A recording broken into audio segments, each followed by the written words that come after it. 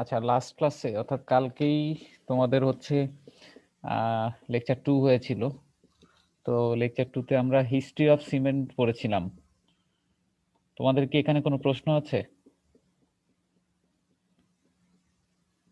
নাকি দেখো নাই এখনো? স্যার স্যার হ্যাঁ একটু ছোট্ট প্রশ্ন, সেটা হচ্ছে স্যার হ্যাঁ পিরামিড যেগুলো তৈরি করা হয়েছিল হ্যাঁ অ্যানসিয়েন্ট হ্যাঁ হ্যাঁ ইজিপ্টে, হ্যাঁ। এগুলো স্যার কি টাইপের সিমেন্ট ইউজ করছিল? যেটা তোমাদের এই যে আগের যে স্ট্রাকচার গুলো দেখিয়েছিলাম, প্রাচীন রোমে যে স্ট্রাকচার গুলো আছে সেগুলো সবই হচ্ছে রোমান সিমেন্ট। অর্থাৎ তাদের কনসেপ্ট ছিল হচ্ছে তোমার এই কনসেপ্টটা, অর্থাৎ তারা হচ্ছে ভলকানিক অ্যাশ মিশিয়েছিল মডার্ন সিমেন্টে, যেখানে আমরা ইউজ করি হচ্ছে ক্লে অথবা তুমি বলতে পারো মাটি। তো তারা হচ্ছে এই ভলকানিক অ্যাশ ব্যবহার করে, এই রেসিপি ব্যবহার করে তারা হচ্ছে সিমেন্ট বানিয়েছিল আর কি। তো তাদের সিমেন্টের, রোমান সিমেন্ট ডিউরেবিলিটির দিক থেকে অনেক ভালো। মানে তাদের স্ট্রেংথ গেইনিং রেটটা সময়ের সাথে সাথে বাড়ে, তবে স্ট্রেংথ গেইনিং রেটটা খুবই স্লো। অর্থাৎ যত সময় যাবে সেই সিমেন্টটা তত বেশি শক্ত হবে, তবে এই শক্ত হওয়ার হারটা হচ্ছে অনেক বেশি স্লো। এই জন্য এটাকে রিপ্লেস করছে হচ্ছে মডার্ন সিমেন্ট। ঠিক আছে? জি স্যার, বাট অ্যানসিয়েন্ট পিরামিড গুলোতে স্যার কি এই সিমেন্ট ইউজ করছে, রোমান সিমেন্টস? বা স্যার গ্রেট ওয়াল অফ চীন স্যার। গ্রেট ওয়াল অফ চীন, দেখো আমি এখানে যে এক্সাম্পল গুলো তোমাদেরকে দেখাইছি, এছাড়া আরো অনেক স্ট্রাকচার আছে। আসলে তোমরা যে স্ট্রাকচার গুলো বলতেছো সেটার মধ্যে এই কয়েকটা হচ্ছে উল্লেখযোগ্য। এখন গ্রেট ওয়াল অফ চীন বা ওগুলা হইতে পারে, আসলে আমি বলতে পারতেছি না। তবে তোমরা একটু মিলাই দেখো, তোমরা যখনই দেখবা রোমান সিমেন্ট কোথাও ব্যবহার করা হয়েছে, তার মানে হচ্ছে এই কনসেপ্টে ব্যবহার করছে। বাট পিরামিড বা এইটা আমি এখনো পর্যন্ত পাই নাই, তবে হইতে পারে আর কি, এটা বলতে পারতেছি না। Okay sir. আচ্ছা, আর কোনো প্রশ্ন?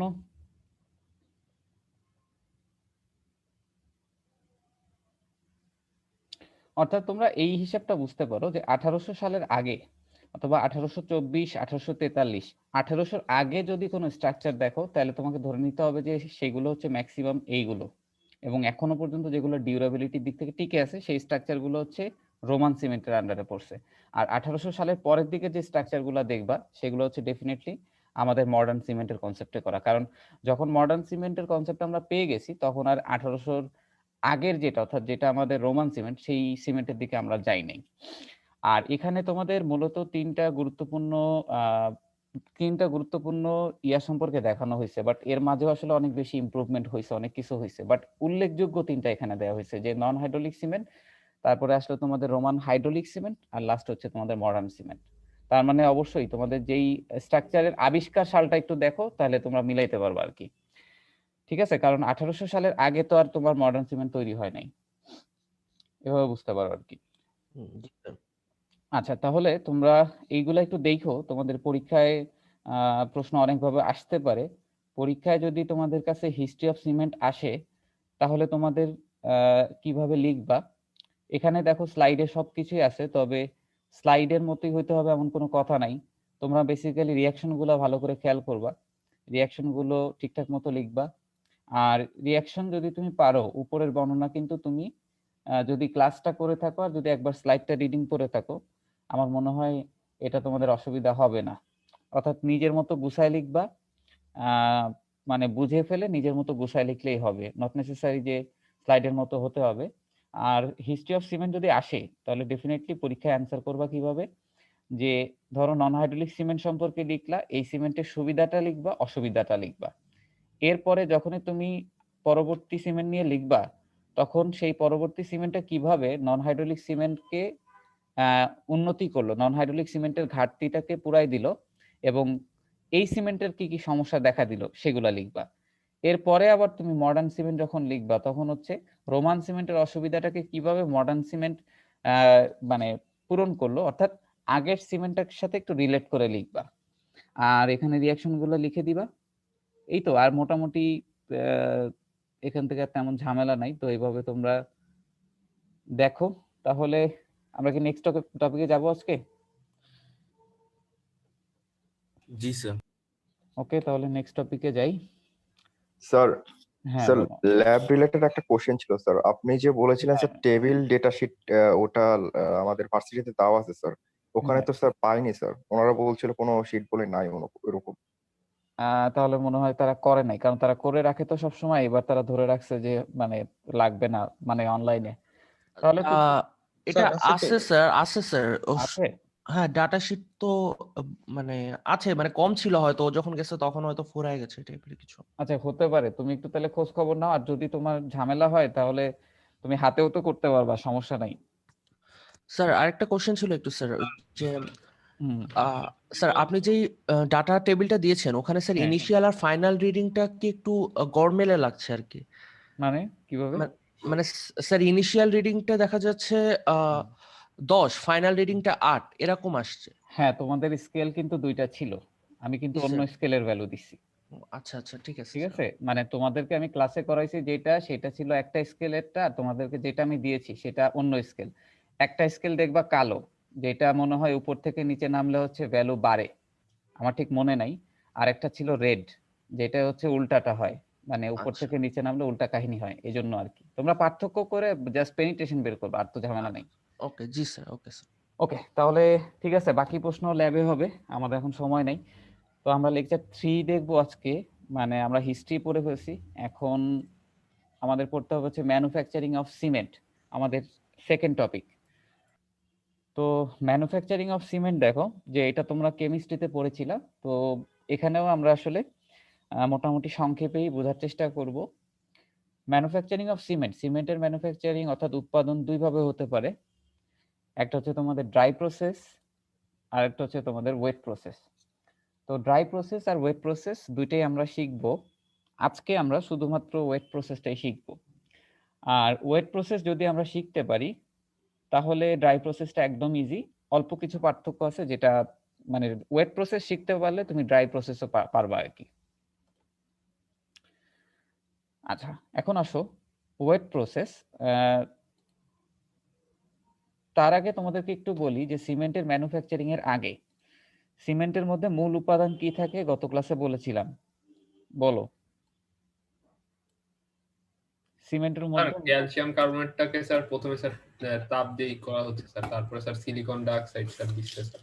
হ্যাঁ, তোমাদের হিস্ট্রি পড়ানোর সময় অর্থাৎ তোমরা একটা আইডিয়া করতে পারছো যে সিমেন্টের মূল উপাদান হচ্ছে লাইমস্টোন অথবা ক্যালসিয়াম কার্বনেট, আর হচ্ছে ক্লে, মানে ক্লে হিসেবে থাকবে হচ্ছে সিলিকা। অর্থাৎ একই জিনিস, এখানে আমরা লাইমস্টোন এবং ক্লেকে হাই টেম্পারেচারে হচ্ছে পোড়াবো। লাইমস্টোন এবং ক্লেকে হাই টেম্পারেচারে পোড়াইতে হবে। আরো কিছু স্টেপ আছে ম্যানুফ্যাকচারিং এর। তার মানে তোমরা বুঝতেছো যে সিমেন্টের মূল উপাদান ক্যালসিয়াম কার্বনেট এবং ক্লে, এই দুটো জিনিস থাকবে। এই দুটো জিনিসকে আমরা কি করব, এখানে এবার দেখো প্রসেস সম্পর্কে বলা আছে, তিনটা প্রসেস আছে এখানে। দেখো যে in the manufacturing of cement the following 3 important operations occur. একটা হচ্ছে mixing of raw materials. Raw materials বলতে বুঝতেছি আমরা লাইমস্টোন এবং ক্লেকেই। অর্থাৎ প্রথমেই তোমাকে লাইমস্টোন এবং ক্লেকে মেশাতে হবে, গুরুত্বপূর্ণ অপারেশন 1 নাম্বার এটা। 2 নাম্বার অপারেশন হচ্ছে বার্নিং অফ র ম্যাটেরিয়ালস। এই দুটোকে মিশানোর পরে এদেরকে আমাদেরকে বার্ন করতে হবে, অর্থাৎ পোড়াইতে হবে। 3 নাম্বার স্টেপ হচ্ছে পোড়ানোর পরে তুমি কিছু জিনিস পাবা, সেই জিনিসটাকে ফার্দার তোমাকে গ্রাইন্ডিং করতে হবে, মানে ফার্দার তোমাকে আবার গুঁড়া করতে হবে। এই তিনটা গুরুত্বপূর্ণ স্টেপই হচ্ছে ওয়েট প্রসেসিং এবং ড্রাই প্রসেসের মধ্যে পড়বে। সিমেন্টের ম্যানুফ্যাকচারিং এর যে দুইটা প্রসেস তোমরা দেখতেছো, এই দুইটাতে আমাদের এই তিনটা অপারেশন চালাইতে হবে। প্রথমেই তোমাকে র ম্যাটেরিয়াল গুলোকে মিক্স করতে হবে, সেকেন্ডে বার্ন করতে হবে, এরপরে বার্ন করার পরে তুমি যেটা পাবা সেটাকে গ্রাইন্ডিং করতে হবে। তো এটা অলরেডি বলে ফেলছি আমরা যে দা র ম্যাটেরিয়াল, কি কি র ম্যাটেরিয়াল ব্যবহার করা হয়। এটা দেখো যে ক্যালকেরিয়াস ম্যাটেরিয়াল হিসেবে থাকবে হচ্ছে লাইমস্টোন, আর আর্জিলাসিয়াস ম্যাটেরিয়াল হিসেবে থাকবে হচ্ছে আমাদের ক্লে। এই লাইমস্টোন এবং ক্লে হচ্ছে সিমেন্টের র ম্যাটেরিয়াল, ঠিক আছে। আচ্ছা, এখন প্রথম যে পয়েন্টটা আছে সেটা হচ্ছে এখন আমরা এই তিনটা পয়েন্টে ডিটেইলস দেখব, যে কিভাবে আমরা মিক্স করব, কিভাবে বার্ন করব এবং কিভাবে গ্রাইন্ডিং করব। প্রসেসটা তোমাদের আমি দেখাবো সংক্ষেপে। এখন মিক্সিং অফ র ম্যাটেরিয়ালস দুইটা তুমি বুঝে গেছো। প্রথম যে ইয়াটা আছে মিক্সিং অফ র ম্যাটেরিয়ালস, এখন আমার কথা হলো লাইমস্টোন তো ফার্স্টে ফিল্ডে থাকবে, অর্থাৎ পাথরের মতো অনেক বড় বড় পাথর, এটাই তো লাইমস্টোন। তাহলে সেই পাথরকে আর ক্লেকে তুমি কিভাবে মিশাবা? সেগুলো তো অনেক শক্ত, রাইট? ফিল্ডে তুমি যেই পাথর পাবা, আর ক্রাশার দিয়ে বালুর মতো করে পাউডার করে নিব। হ্যাঁ, তোমাকে প্রথমে কি করতে হবে? লাইমস্টোন এবং ক্লেকে তোমাকে ফার্স্টেই হচ্ছে পাউডারের মতো গুঁড়া করে ফেলতে হবে। অর্থাৎ প্রথম কাজ হচ্ছে লাইমস্টোনকে ক্রাশার দিয়ে গুঁড়া করা। Mixing of raw materials, mix করার আগে অবশ্যই তোমাকে কি করতে হবে? দেখো, ইনিশিয়ালি ক্যালকেরিয়াস ম্যাটেরিয়াল মানে হচ্ছে লাইমস্টোন আর ক্রাশড ইউজিং ক্রাশার্স, অর্থাৎ বড় বড় যে ক্রাশার আছে সেই ক্রাশার দিয়ে তোমাকে ফিল্ডে লাইমস্টোনটাকে গুঁড়া করতে হবে। And forwarded to tube mills, এরপর এই যে তোমার গুঁড়া হওয়া যে তোমার লাইমস্টোন, তখন তো ক্রাশার দিয়ে যখন তুমি ভাঙবা তখন সেটা মোটামুটি ছোট ছোট পার্টিকেল হবে, বাট পুরোটা ফাইন পাউডার হবে না। তুমি তারপরে ওটাকে ফিল্ড থেকে ট্রান্সপোর্ট করে তুমি তোমার প্ল্যান্টে নিয়ে আসবা। এরপরে টিউব মিল নামে আরেকটা মিলে তোমাকে পাঠিয়ে দিতে হবে এই ক্রাশার দিয়ে ক্রাশ করার পরে। এই টিউব মিলে যখন যাবে, টিউব মিলটা হচ্ছে তোমার এরকম ঘুরতে থাকে, একটা নির্দিষ্ট আরপিএম এ ঘুরতে থাকে। তো এই ক্রাশার দিয়ে ভাঙার পরে তুমি যেটা পেয়েছো সেটাকে আবার তুমি টিউব মিলে পাঠানোর পরে এই টিউব মিলে সে আরেক দফা সে গুঁড়া হবে এবং সে ফাইনালি এরকম তোমার গ্রাউন্ড এন্ড ফাইন পাউডারে রূপান্তরিত হবে, which is further stored in storage tank known as silos. আচ্ছা, তাহলে দেখো, প্রথমেই আমরা ফিল্ডে যাব, ক্রাশার দিয়ে ভাঙবো, ভাঙার পরে সেটাকে আমরা টিউব মিলে পাঠিয়ে দিব, আরেক দফা সেটাকে আমরা মানে গুঁড়া করব, পুরোটা ফাইন এবং তোমার গ্রাউন্ড পাউডার হওয়ার পরে এটাকে আমরা স্টোর করব একটা ট্যাঙ্কে, যেই স্টোরেজ ট্যাঙ্কের নাম হচ্ছে সিলোস। এই হচ্ছে আমাদের প্রথম কাজ। তাহলে লাইমস্টোন, গুঁড়া করা লাইমস্টোন কোথায় থাকে? থাকে হচ্ছে সিলোসে। আচ্ছা, এবার আমাদের টার্গেট হচ্ছে ক্লেকে ফিল্ড থেকে নিয়ে আসা এবং ক্লেকে আলাদা করা। আচ্ছা, তো আর্জিলাসিয়াস ম্যাটেরিয়াল মানে হচ্ছে তোমার ক্লে, এই ক্লেটাকে ফার্স্ট তোমাকে ওয়াশ করতে হবে পানি দিয়ে, কারণ হচ্ছে ক্লের ভিতরে অর্গানিক ম্যাটার থাকে, প্রচুর ময়লা থাকে। তো সেই ক্লেটাকে তুমি ওয়াশ করে নিবা, ওয়াশ করে নিয়ে আবারও তুমি একটা কন্টেইনারে আলাদা করে রাখবা। অর্থাৎ তোমার হাতে এখন দুইটা জিনিস আছে, একটা হচ্ছে লাইমস্টোনের ফাইন পাউডার, আর একটা হচ্ছে তোমার ওয়াশ করা ক্লে, অর্থাৎ ওয়াশড ক্লে তোমার হাতে আছে। এই দুইটাকে মিশানোর আগে, এই দুইটাকে আমরা যখন একসাথে মিশাবো, এই দেখো, ক্লেকে পরিষ্কার করার সময় কিন্তু এক ধাপ আমরা ওয়াটার দিছি। এই দুইটাকে আমরা যখন আবার মিশাবো তখন আমরা আবারও হচ্ছে ওয়াটার অ্যাড করব, প্রায় 35% মতো ওয়াটার অ্যাড করব। So both the materials, অর্থাৎ powdered limestone and washed clay, are intimately mixed in presence of water and to form a fine thin paste known as slurry. অর্থাৎ এই দুইটা মিক্সকে এখন আমরা আবারও 35% মতো পানি অ্যাড করে জিনিসটাকে মিশাবো, মিশিয়ে আমরা যেটা পাবো সেটা হচ্ছে স্লারি, অর্থাৎ কিছুটা তোমার ফ্লুইড টাইপের কিছু একটা আমরা পাবো এখানে। আচ্ছা, স্যার হ্যাঁ বলো। এই 35% পানিটা কি স্যার শুধুমাত্র থার্ড স্টেপেই আমরা অ্যাড করি নাকি দুইটা স্টেজ মিলায় 35% হয়? না, এই স্টেজে, এইখানে, অর্থাৎ তুমি এখানে কতটুকু ক্লে নিচ্ছ ওইটার উপরে পানি ডিপেন্ড করতেছে, তুমি যখন ফিল্ড থেকে নিয়ে আসলে আর কি। মানে এই ওয়াশ করতে পানিটা আলাদা, আর আমি যে 35% বলছি এটা হচ্ছে 3 নাম্বার যে পয়েন্টটা দেখতেছো এইখানে, যখন লাইমস্টোনের সাথে ক্লে মিশায় স্লারি বানাবো তখন হচ্ছে 35%, 30 থেকে 35% পানি অ্যাড করা হয়। এই পানিটা অ্যাড করা হয় শুধুমাত্র ওয়েট প্রসেসে, ড্রাই প্রসেসে এই পানিটা অ্যাড করা হয় না। তো তোমাদেরকে বলছিলাম না যে একটা পার্থক্য, যে ড্রাই প্রসেসে আমরা যখন ড্রাই প্রসেস করব তখন আমরা দেখবো এখানে কোনো পানি অ্যাড করা হয় না, অর্থাৎ ড্রাই প্রসেসে কোনো স্লারি ফর্ম করবে না। তো যাই হোক, ড্রাই প্রসেস আমরা পড়ার সময় বলবো আর কি। তো যাই হোক, এখন আমাদের একটা লাইমস্টোন, পাউডার লাইমস্টোন এবং ওয়াশড ক্লের মিশ্রণকে আবারও পানি দিয়ে মিশিয়ে আমরা একটা স্লারি পেয়েছি। তো প্রথম স্টেজের কাজ মোটামুটি আমাদের শেষ, মিক্সিং করা শেষ। মিক্সিং করে আমি পেলাম কি? পেলাম হচ্ছে স্লারি। এই স্লারিটাকে সেকেন্ড স্টেজে আমরা এখন পাঠিয়ে দিব। আমাদের সেকেন্ড অপারেশন কি হবে? সেকেন্ড অপারেশন হচ্ছে এটাকে পোড়ানো, বার্নিং। তো এই যে স্লারিটা তৈরি হইলো এটাকে আমরা পাঠাই দিব হচ্ছে রোটারি কিলনে। এখন এই রোটারি কিলন জিনিসটা কি আমি তোমাদেরকে এখন বুঝাচ্ছি। রোটারি কিলনে হচ্ছে আমরা, হ্যাঁ, এখানে হচ্ছে আমরা মেইনলি পোড়াবো। রোটারি কিলনে আমরা হচ্ছে বেসিক্যালি আমাদের এই স্লারিটাকে অনেক হাই টেম্পারেচারে পোড়াবো। তো পরবর্তী স্টেজে রোটারি কিলন সম্পর্কে আমরা দেখতেছি। তাহলে মিক্সিং অফ র ম্যাটেরিয়ালস এটা কিছুই না, এটা তুমি ফিল্ডে যে মানে দুইটা ম্যাটেরিয়ালকে আলাদা আলাদা ভাবে তুমি ভাঙবা, কালেক্ট করবা, স্টোর করবা, এরপরে গুঁড়া করবা, গুঁড়া করার পরে এদেরকে পানি অ্যাড করে স্লারি বানাবা, স্লারি বানিয়ে এদেরকে পাঠিয়ে দিবা রোটারি কিনে পোড়ানোর জন্য। প্রথম স্টেজ এভাবে গুছায় তোমরা লিখে দিলা। আচ্ছা, আমরা তাহলে পরের স্টেজে যাই। পরের অপারেশনটা হচ্ছে বার্নিং অফ র ম্যাটেরিয়ালস, অর্থাৎ এইবার তোমার হাতে কিন্তু স্লারিটা পৌঁছায় গেছে কোথায়? রোটারি কিলনে। এই স্লারিটাকে এখন তোমার রোটারি কিলনের মধ্যে পোড়াইতে হবে। In this operation, the slurry is directly fed into a long inclined steel cylinder called rotary kiln. In this kiln, there are 3 different zones: drying zones, calcination zone, clinker zone. আচ্ছা, এখন আসো rotary কিল সম্পর্কে যদি বলি, দেখো এটা একটা long inclined cylindrical steel cylinder. Rotary কিলের যদি ছবি আঁকি, এটা স্টিল সিলিন্ড্রিক্যাল শেপের হয়।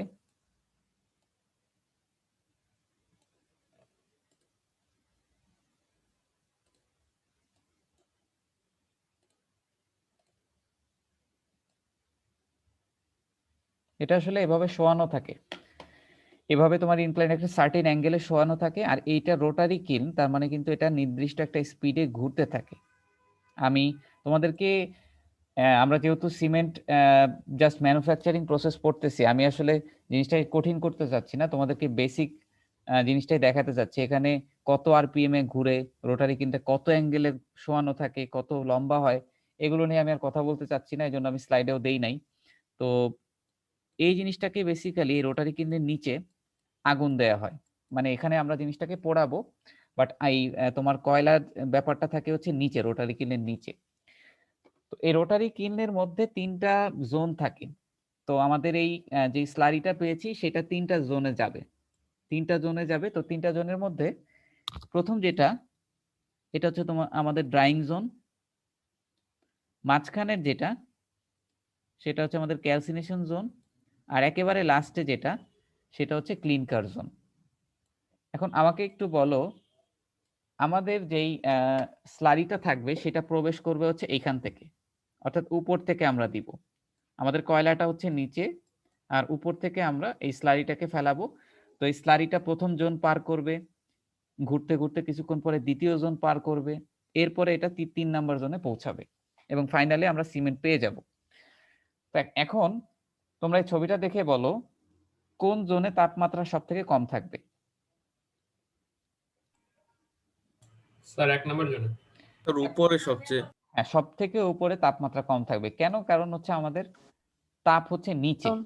হ্যাঁ, তার মানে আস্তে আস্তে যখন নিচের দিকে যাবে, তুমি দেখবা 1 নাম্বার জোনের টেম্পারেচার যত, 2 নাম্বার জোনে হচ্ছে তার থেকে বেশি, আর 3 নাম্বার জোনে হচ্ছে ম্যাক্সিমাম। আচ্ছা, তো এখন এই স্লারিটাকে আমরা এই 3টা জোনে পোড়াবো। এখন এই 3টা জোনে কি কি ঘটনা ঘটে, কি কি রিয়াকশন ঘটে, সেগুলোই আমরা এখন দেখব। ড্রাইং জোন, তোমরাই বললা, the upper part of the kill is known as drawing zone, অর্থাৎ একেবারে প্রথম যেই স্টেজে তোমার স্লারিটা পৌঁছাবে এটাকে বলতেছি আমরা ড্রাইং জোন। এই জোনে আসলে কি হয়?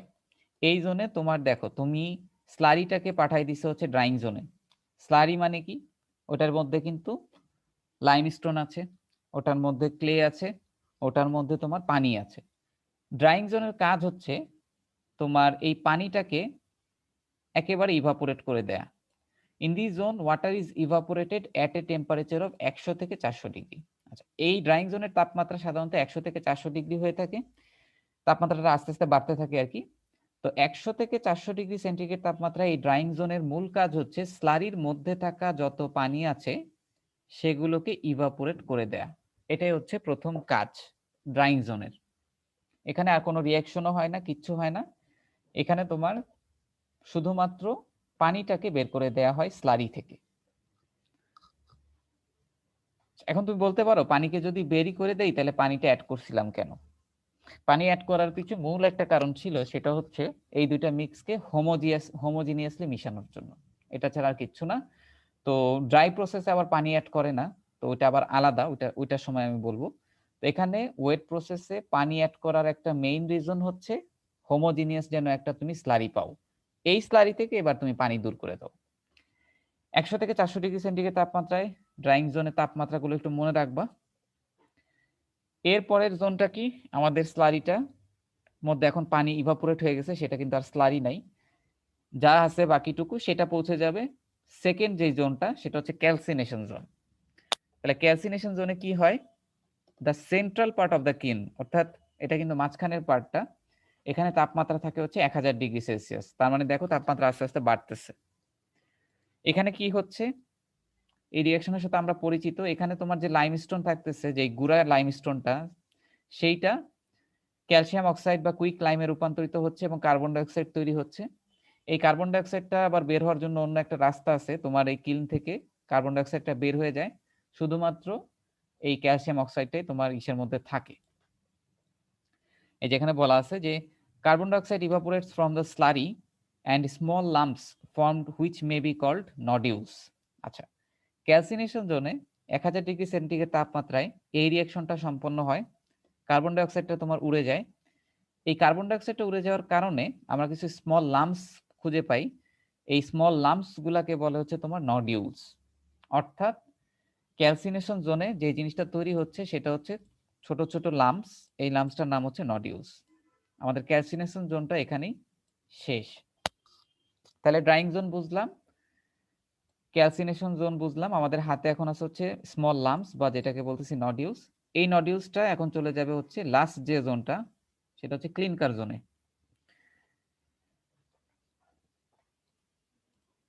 ক্লিনকার জোন বুঝতেই পারতেছো একেবারে লাস্ট স্টেজ, তাপমাত্রা অনেক বেশি থাকবে। আমাদের হাতে ছিল ক্যালসিনেশন জোন থেকে পাওয়া লাম্পস বা nodules. The nodules enter this zone where temperatures are kept about 1400 to 1600 degree Celsius. এখানে এই নডিউলস গুলোকে 1400 থেকে 1600 ডিগ্রি সেন্টিগ্রেড তাপমাত্রায় পোড়ানো হয়। যে লাম্পসটা তুমি পেয়েছিলা, সেই লাম্পসটাকে 1400 থেকে 1600 ডিগ্রি সেন্টিগ্রেড তাপমাত্রায় পোড়ানো হয়। পোড়াইলে এই রিঅ্যাকশনগুলো এই জোনে সম্পন্ন হয়। এই রিঅ্যাকশনগুলোর সাথে আমরা পরিচিত, গত ক্লাসগুলোতে প্রথম দুটো আমরা দেখেছিলাম। ক্যালসিয়াম অক্সাইডের সাথে সিলিকা, এটা রিঅ্যাক্ট করে ট্রাইক্যালসিয়াম সিলিকেট বা সিলিকেট তৈরি করে, যেটার মিনারেল নাম হচ্ছে অ্যালাইট। এরপরে C2S, আমরা সিমেন্ট কেমিস্ট্রির ভাষায় লিখেছি কিন্তু জিনিসটা, C2S মানে কিন্তু 2 অণু ক্যালসিয়াম অক্সাইড ইনটু হচ্ছে সিলিকন ডাইঅক্সাইড, এইভাবে আর কি, ক্যাপিটাল A দিয়ে বোঝাচ্ছে অ্যালুমিনিয়াম অক্সাইড। তো এখানে এই রিঅ্যাকশন গুলা সম্পন্ন হয়, আমাদের কাছে প্রোডাক্টটা গুরুত্বপূর্ণ। অর্থাৎ আমাদের যে নডিউলস গুলা ছিল, সেই লাম্পস গুলা এই হাই টেম্পারেচারে প্রচুর তাপমাত্রায় রিঅ্যাকশন করে ক্লিনকার জোনে এই জিনিসগুলো তৈরি করতেছে। মডার্ন সিমেন্টের মূল উপাদান কিন্তু এই চারটাই। এটা আমরা কম্পোজিশন যখন পড়বো, অর্থাৎ হয়তো পরের ক্লাসে অথবা পরের ক্লাসেই পড়বো, তখন আমরা দেখতে পারবো আর কি। তো আমরা কিন্তু মোটামুটি সিমেন্ট তৈরির লাস্ট স্টেজে চলে আসছি। নডিউলস গুলোকে আমরা যখন হাই টেম্পারেচারে পোড়ালাম, এই রিঅ্যাকশন গুলো সম্পন্ন হবে। এই নডিউলস গুলো এই রিঅ্যাকশন সম্পন্ন করার পর কিসে রূপান্তরিত হয় দেখো, the nodules are converted into dark greenish balls and the product obtained in the kiln known as clinker is of varying size 5 থেকে 20 millimetre. The clinkers are very hot when coming out of this zone। আচ্ছা, তোমরা ক্লিনকারের নাম শুনছো আগে কখনো? Sir শুনছি যে টিভিতে অ্যাড দেয় স্যার এই সিমেন্ট। হ্যাঁ, সিমেন্টের অ্যাড দেওয়ার সময় হয়তো অনেক সময় দেখছো, অথবা মানে সিমেন্টের তুমি যদি ফ্যাক্টরিতে যাও তখন ডেফিনেটলি এই টার্মটা শুনবা আশেপাশে। তো যাই হোক, ক্লিনকার জিনিসটা হচ্ছে কি, ক্লিনকার হচ্ছে তোমার সিমেন্ট তৈরির এক্স্যাক্টলি আগের যেই স্টেজটা, সেটাই হচ্ছে ক্লিনকার। মানে ক্লিনকারের মধ্যে যা থাকে সিমেন্টের মধ্যেও তা থাকে, অর্থাৎ সিমেন্ট প্রোডাকশনের একদম লাস্ট স্টেজেই তোমার এই ক্লিনকারটা তৈরি হয়। অর্থাৎ ক্লিনকারটা হচ্ছে কি, এই যে তুমি নডিউলস গুলাকে এত ডিগ্রি সেন্টিগ্রেড তাপমাত্রায় পোড়াইলা, এই নডিউলস গুলোকে পোড়াইলে এইগুলো উৎপন্ন হচ্ছে, তো বললাম এই নডিউলসকে এত ডিগ্রি সেন্টিগ্রেড তাপমাত্রায় পোড়ালে এই নডিউলস গুলো ডার্ক গ্রিনিশ বলে কনভার্ট হয়, অর্থাৎ ছোট ছোট তোমার বলে রূপান্তরিত হয়, যেগুলো সাইজ সম্পর্কে এখানে বলা আছে। এই জিনিসটা হচ্ছে ক্লিনকার।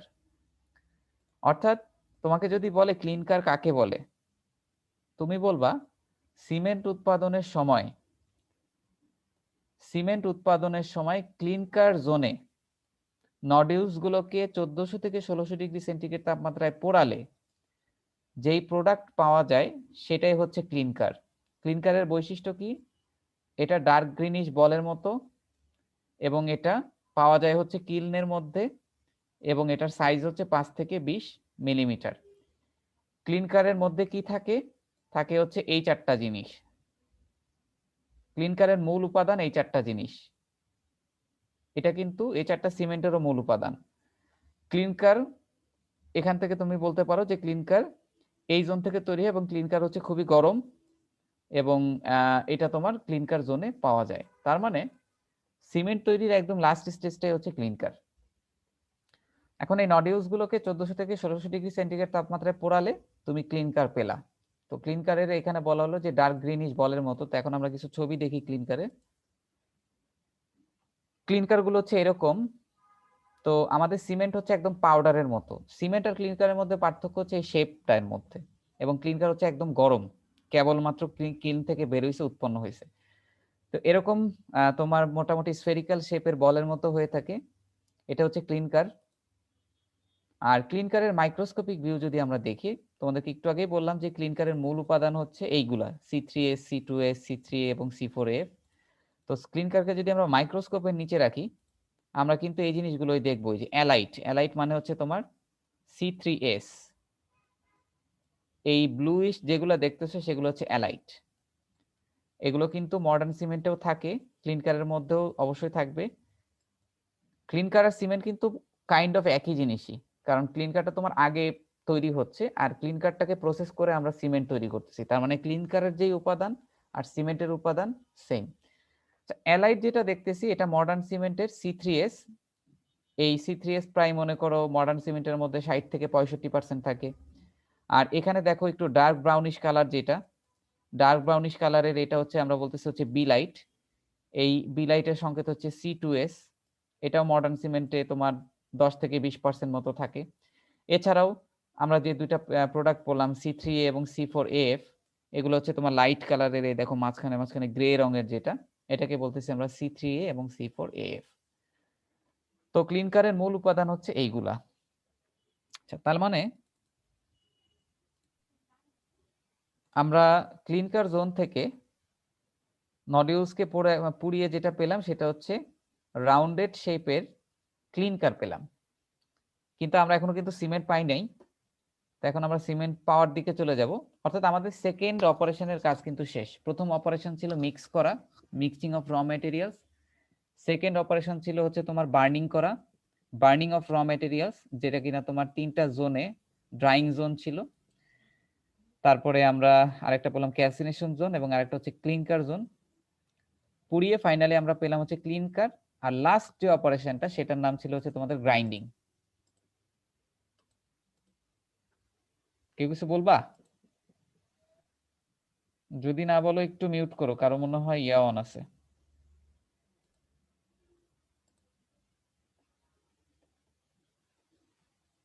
আচ্ছা, এবার আমরা যে গ্রিনিশ বলটাকে পেলাম সেটাকে এখন আমাদেরকে গ্রাইন্ডিং করতে হবে। অর্থাৎ আমি তোমাদেরকে বললাম যে ক্লিনকার হচ্ছে রাউন্ডেড শেপের মতো, বাট আমাদের যে সিমেন্ট সেটা তো অবশ্যই একদম পাউডারের মতো। সো এখন এই ক্লিনকারকে তোমাকে কি করতে হবে? দেখো ক্লিনকার কিন্তু অনেক গরম অবস্থায় আছে কিলনের মধ্যে। এখন এই ক্লিনকারকে তোমাকে ঠান্ডা করতে হবে। আচ্ছা, ঠান্ডা করার পরে এটাকে আমরা আরেকটা মিলে পাঠিয়ে দিব, সেটা হচ্ছে বল মিল অথবা টিউব মিল। সো বল মিল বা টিউব মিলে হচ্ছে সেটাকে আরেক ধাপ আমরা গ্রাইন্ড করব। সো এই বল মিল এবং টিউব মিলে পাঠিয়ে দেওয়ার পরে যখন আমরা এটাকে ক্লিনকারটাকে গ্রাইন্ড করব, অবশ্যই ঠান্ডা করে নিতে হবে আগে। গ্রাইন্ড করার সময় আমাদেরকে একটা জিনিস অ্যাড করতে হবে, সেটার নাম হচ্ছে জিপসাম। 2 থেকে 4% জিপসাম গ্রাইন্ডিং এর সময় আমরা অ্যাড করে দিব ক্লিনকারের মধ্যে। এখন তোমরা বলো যে জিপসামের সংকেত কি আগে সেটা বলো। জিঙ্ক সালফেট আর হচ্ছে কত অনু পানি, 5 অনু পানি। জিঙ্ক সালফেট, ক্যালসিয়াম সালফেট .2 পানি। ক্যালসিয়াম সালফেট, হ্যাঁ। তাহলে এই ক্যালসিয়াম সালফেট ইন্টু 2 অনু পানি, এটা হচ্ছে জিপসাম। তো জিপসামটাকে আমাদের এখন অ্যাড করতে হবে। এখন জিপসামটা আমরা কেন অ্যাড করতেছি এটা একটু দেখো। সিমেন্ট ম্যানুফ্যাকচারিং এর সময় ক্লিনকারটা যখন তৈরি হলো, ঠান্ডা হলো, ক্লিনকারটাকে যখন গ্রাইন্ডিং করব তখন আমাদের 2 থেকে 4% জিপসাম অ্যাড করতে হবে। এটা অ্যাড করার পিছনে একটা রিজন আছে, সেটা হলো gypsum is added to cement to control the initial setting time of cement. আচ্ছা, আমি আগে তোমাদেরকে বুঝাই নেই, তারপর আমি এটা রিডিং করতেছি। দেখো, তুমি যদি জিপসাম অ্যাড না করতা, ক্লিনকারকে গ্রাইন্ডিং এর সময় যদি তুমি জিপসাম অ্যাড না করো, তোমার সিমেন্ট এই ক্লিনকারটা একেবারে ফাইন পাউডার হয়ে যাবে। তুমি তারপর প্যাকেটজাত করে সিমেন্ট বানাইতে পারবা, কোনো অসুবিধা নাই। তোমার সিমেন্ট উৎপাদনে কোনো অসুবিধা হবে না। ধরো তুমি কোনো জিপসাম অ্যাড করো নাই, তাহলে সমস্যাটা কি হবে? তুমি যখন সিমেন্টের প্যাকেটটা খুলবা এবং তুমি যখন মনে করো মর্টার অথবা কনক্রিট বানাবা, অর্থাৎ পানি টানি অ্যাড করবা আর কি, যখন তখন দেখা যাবে যে যেহেতু তুমি জিপসাম অ্যাড করো নাই, সেহেতু তুমি পানি দেওয়ার সাথে সাথেই তোমার সিমেন্টটা সেট করে যাবে, শক্ত হয়ে যাবে। তো পানি দেওয়ার সাথে সাথে যদি সিমেন্ট শক্ত হয়ে যায়, তাহলে তুমি মিশানোর জন্য এনাফ পরিমাণ সময় পেলা না, প্লেস করার জন্য এনাফ পরিমাণ সময় পেলা না, আর ফিনিশিং এর জন্য সময় পেলা না। অর্থাৎ জিপসামের কাজ হচ্ছে এই সিমেন্টের যে সেট হওয়ার ব্যাপারটা, সেটাকে একটু ডিলে করায় দেয়া, একটু ডিলে করায় দেয়া। তুমি যদি জিপসাম অ্যাড না করো, তাহলে তুমি যখনই তোমার ওই সিমেন্ট ব্যাগে পানি ঢালবা, সাথে সাথে জিনিসটা শক্ত হয়ে যাবে। এখন তুমি যখন কনক্রিট বানাচ্ছ, তখনই যদি তোমার কনক্রিটটা শক্ত হয়ে যায়, তাহলে তুমি প্লেস করবা কখন, আবার ওটাকে ফিনিশিং দিবা কখন? সো এটা একটা প্রবলেম। অর্থাৎ আমাদের সিমেন্টের একটা সেটিং টাইম, নির্দিষ্ট একটা সেটিং টাইম থাকে, যে এই পরিমাণ সেটিং টাইম থাকা লাগে, কারণ তোমার মিক্সিং করার সময় লাগে। তুমি ধরো মিক্সিং করতেছো, ওই অবস্থাতেই শক্ত হয়ে গেছে, তাহলে তো তুমি সিমেন্টটাকে প্লেসই করতে পারবা না। সো এটা একটা প্রবলেম। তার মানে জিপসাম অ্যাড করার পিছনে মূল রিজন হচ্ছে এইটা। তাহলে এটা কতটুকু মিশাইতে হবে? 2 থেকে 4% মিশাইতে হবে। আচ্ছা, যদি যদি তুমি 2 থেকে 4%-এর বেশি মিশায় ফেলো, তাহলে কি হবে? উল্টা জিনিসটা হবে। অর্থাৎ এটা না দিলে হচ্ছে সেটিং হবে, মানে সেটিং হয়ে যাবে তাড়াতাড়ি। আর এটা যদি বেশি পরিমাণে দাও, তাহলে আবার সেটিংটা ডিলে করবে, অর্থাৎ অনেক বেশি দেরিতে হবে। এই জন্য তোমাকে এই এক্স্যাক্টলি 2 থেকে 4%-এর মধ্যেই তোমাকে জিপসামটা অ্যাড করতে হবে। সো এখানে বলা আছে, দেখো, যে function of gypsum in cement manufacturing process. Gypsum is added to cement to control the initial setting time of cement when water is added. যখন তুমি পানি দিবা, তখনই তোমার সিমেন্টের ইনিশিয়াল সেটিং টাইমটা শুরু হয়ে যায়। তুমি যদি জিপসাম অ্যাড না করো, তাহলে এই সেটিং টাইমটা একেবারেই খুবই কম হবে, যেটা তোমাকে মিক্সিং, প্লেসিং এবং ফিনিশিং এর সময় দিবে না। Had gypsum not been added, the cement would have set at the moment the water is added to it, without giving time for mixing, placing and finishing, যেটা বলতেছিলাম। Again, যদি তুমি বেশি দিয়ে ফেলো, if gypsum is added more than small quantity, অর্থাৎ এই quantity থেকে যদি বেশি দাও, then it would delay the setting time excessively. অর্থাৎ তুমি পানি মিশাবা, তুমি চাচ্ছ যে এখনই, মানে তুমি ধরো প্লেসও করে ফেললা, তুমি চাচ্ছ যে এটা শক্ত হয়ে যাক, কিন্তু সে শক্ত হবে না যদি বেশি অ্যাড করে ফেলো আর কি। Therefore, gypsum must be added as needed, not less or not more than that. তাহলে জিপসাম কখন আমরা অ্যাড করব? আমরা সিমেন্ট ম্যানুফ্যাকচারিং এর যখন আমরা ক্লিনকারটাকে ঠান্ডা করে গ্রাইন্ডিং করব, ওই গ্রাইন্ডিং করার সময় 2 থেকে 4% জিপসাম অ্যাড করতে হবে। কেন অ্যাড করব? এই প্যারাতে সুন্দর করে লেখা আছে, এভাবে লিখে দিও। তো আমাদের, আচ্ছা, কি বললাম, আমরা জিপসাম অ্যাড করে আমাদের ক্লিনকারটাকে গ্রাইন্ড করব। তা এর মধ্যে আমাদের আরেকটা প্রান্ত থেকে তোমার পাউডার যে সিমেন্ট, সেটা বের হতে থাকবে। মানে ক্লিনকারটাকেই গুঁড়া করলে, অর্থাৎ দেখো বলতেছিলাম যে ক্লিনকারই কিন্তু সিমেন্ট তৈরির লাস্ট স্টেজ। ক্লিনকারটাকে ঠান্ডা করে, ক্লিনকারটাকে গ্রাইন্ড করলে, গুঁড়া করলে, জিপসাম অ্যাড করলেই তুমি যেটা পাবা সেটাই হচ্ছে সিমেন্ট। এখন এই সিমেন্টটা পাউডার আকারে আছে, তো আমাদেরকে অ্যাজ সুন অ্যাজ পসিবল সেটাকে প্যাকেটজাত করে ফেলতে হবে, কারণ সিমেন্ট যেহেতু পাউডারের মতো, তোমার লস হতে পারে, অর্থাৎ সেটা উড়ে চলে যেতে পারে, ওয়েস্টেজ হতে পারে। সো এই জন্য আমাদেরকে অ্যাজ সুন অ্যাজ পসিবল সেটাকে প্যাকিং করে ফেলতে হবে।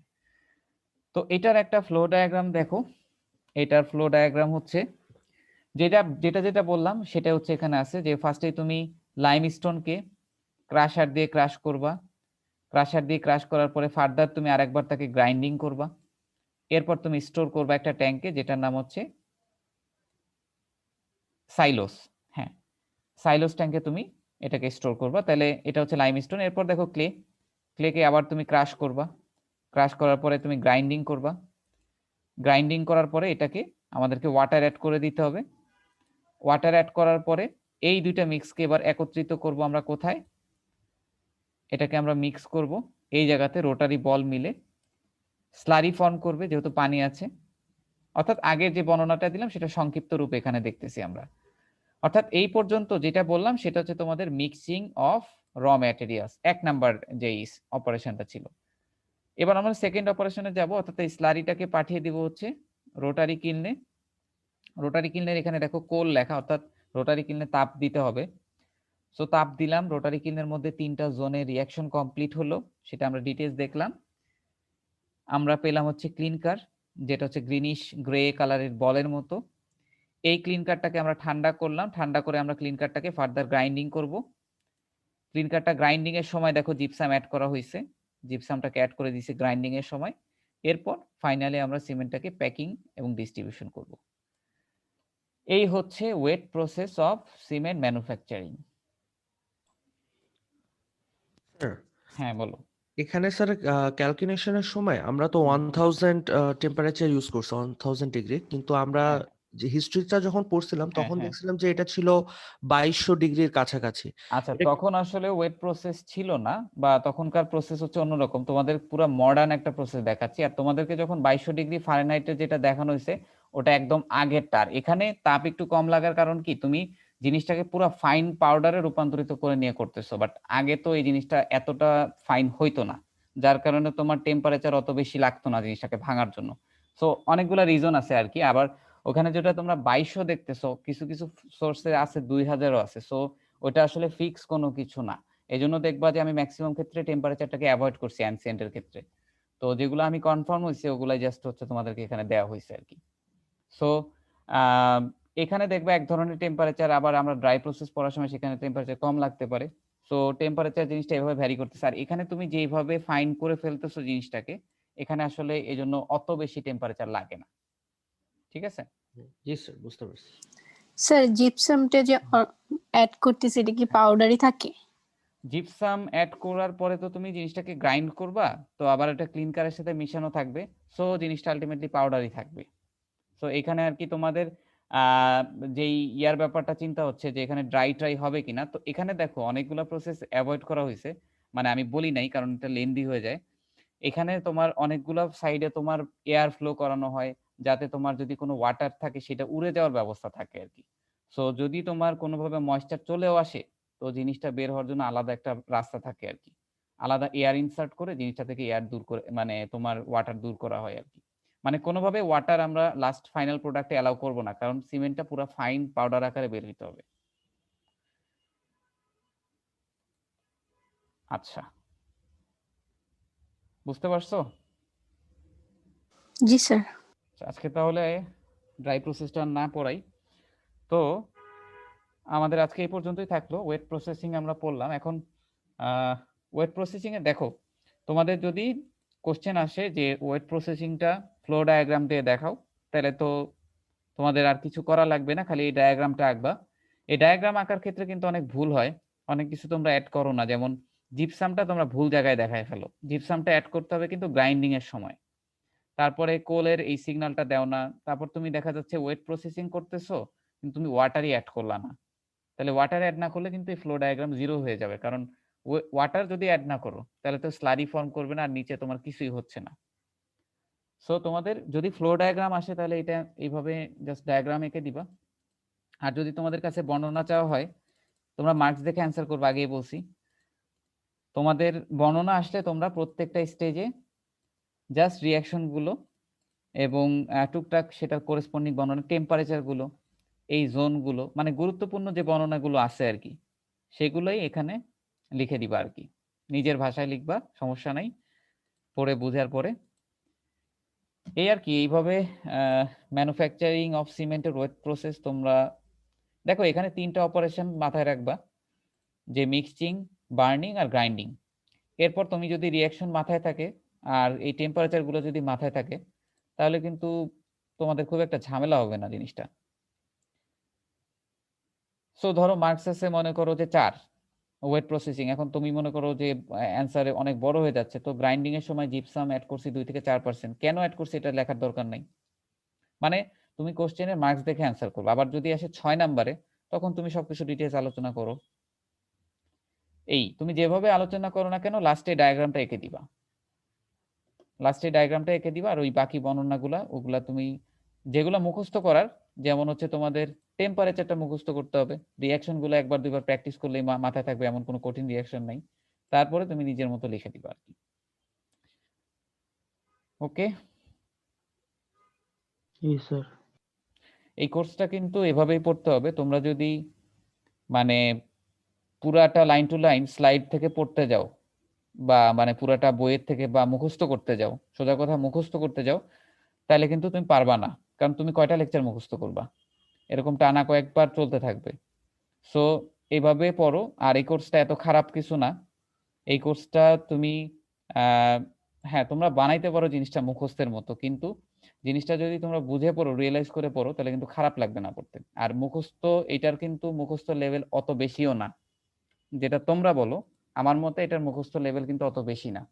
আর তোমাদের আমি ফ্রিডম দিয়েই দিছি যে তোমরা মূল জিনিসটা বুঝে মূল জিনিসটা সংক্ষেপে লিখে দিলেই আমার পার্টে অন্তত তোমাদের হয়ে যাবে। কিন্তু তোমরা জিনিসটাকে কমপ্লেক্স করো না, তোমরা জিনিসটা তোমাদের উপর চাপও নিও না। আর খুব বেশি তোমাদের এই লাইন টু লাইন পড়ে খুব একটা লাভও হবে না। তোমরা আমার লেকচারটা ফলো করবা ডেইলি, আর ডেইলির পড়ার যে স্লাইড দিয়ে দিতেছি তোমাদেরকে, এটা জাস্ট লেকচারের পাশাপাশি একবার রিডিং করে রাখবা, আর পরীক্ষার আগে বাকিটা করবা। কারণ তুমি যদি সবকিছু জমায় রাখো, তোমরা অনেকেই হয়তো পড়া জমায় রাখো আর কি, যেমন হচ্ছে ভিডিও পরে দেখবো, লেকচারটা পরে করব, দরকার নাই। সো এই ধরনের কাজ করলে লাস্টে তোমাদের অনেক প্রেসার পড়ে যাবে, কারণ এটা অনেক বড় সিলেবাস। সো ডেইলির পড়া যদি ডেইলি একবার রিডিং করে রাখো, বুঝে রাখো, বাকিটা পরীক্ষার আগে পড়লে কিন্তু হয়ে যাবে। কিন্তু তুমি যদি পরীক্ষার আগে প্রথম দিন পড়তে বসো, তাহলে দেখবে এক একটা লেকচার আমার 50 মিনিটের, তোমার আমার কথা শুনতে ভালো লাগতেছে না, তখন তুমি স্লাইড নিয়ে বসবা। স্লাইড থেকে তো আমি বলছি যে আমি খুব কম প্রশ্ন করি, আর যদি অনলাইন হয় তাহলে তো খুবই কম আসবে। তাহলে কোথা থেকে আসবে? আমার লেকচার থেকে আসবে। তো তুমি যদি আমার লেকচারই না দেখো, তাহলে তো এই কয়টা স্লাইড পড়ে সম্ভব না। এই আর কি। স্যার এটার সাথে কি স্যার বই ফলো করতে হবে স্যার? না তোমাদের যদি লাগে বই ফলো করতে পারো, তবে বইয়ে এতটা গুছানো নাই, এজন্যই বেসিক্যালি তোমাদেরকে আমি স্লাইড দেখায় পড়াচ্ছি। আর বইয়ের ব্যাপারটা, তোমরা বই হ্যাঁ ফলো করতে পারো, রিডিং পড়তে পারো, বাট তুমি এতটা গুছানো ওয়েতে পাবা না বইতে। এটা এই জন্যই তোমাদেরকে আমি এভাবে পড়াচ্ছি, স্লাইড বানায় বানায় পড়াচ্ছি। কারণ হচ্ছে প্রত্যেকটা বইয়েই কোনো একটা পোর্শন থেকে নিয়ে নিয়ে স্লাইডটা বানানো, বা বিভিন্ন নেট সোর্স থেকেও নিয়ে বানানো। বইয়ের ভেতরে জিনিসটা অনেক কমপ্লেক্স করে লেখা, মানে কিছুটা গুছানো অবস্থায় নাই, এই অবস্থায় লেখা। সো তোমরা বই প্যারালালি দেখতে পারো। তোমরা কি বই কিনে ফেলছো? স্যার বইটা স্যার কিনি নেই স্যার। আচ্ছা, তোমাদের আমার পার্টের জন্য তোমরা যদি বই, তোমাদেরকে বলছিলাম কিনে প্যারালালি রাখতে, যারা রাখতেছো ভালো, যারা পড়তেছো ভালো, যারা কিনতে পারতেছো না, তোমরা আমার পার্টে স্লাইড পড়লেও হবে, বা আমার লেকচার ফলো করলেও হবে। আচ্ছা, তোমাদের ওই পার্টে স্যার কি শুরু করছেন? কোনটা পড়াচ্ছেন? আর অ্যাগ্রিগেট পড়া অ্যাগ্রিগেট পড়াচ্ছেন স্যার। আগে পড়াচ্ছেন। স্যার কি বই তোমাদেরকে কিনতে বলছেন, নাকি মানে কিছু বলে নাই এই ব্যাপারে? কিছু বলেন নাই স্যার ব্যাপারে। বুঝতে পারছি। তাহলে দেখো, স্যারের পার্টে যদি বই লাগে তাহলে তো কিনতে হবে। আমার পার্টে যদি, আমি তোমাদেরকে বলছিলাম কি, যেহেতু এটা বেসিক কোর্স, তুমি একটা বই রেখে দিতে পারো, যে কোনো সময় তোমার কাজে রাখতে পারে। আর আমার এই লেকচার ফলো করলে, আর যদি বই পড়ো তাহলে খুবই ভালো, কিন্তু যদি সেটা না করতে পারো, আমার লেকচার ফলো করলেই হবে। ঠিক আছে, আমাদের সময় আজকে শেষ। আমরা নেক্সট ক্লাসে ড্রাই প্রসেসটা পড়ে আমরা অন্য টপিকে চলে যাব আর কি। অন্য টপিক মানে আমাদের সিমেন্টের অন্য টপিক আর কি। তো ঠিক আছে, আজকে তাহলে এই পর্যন্তই।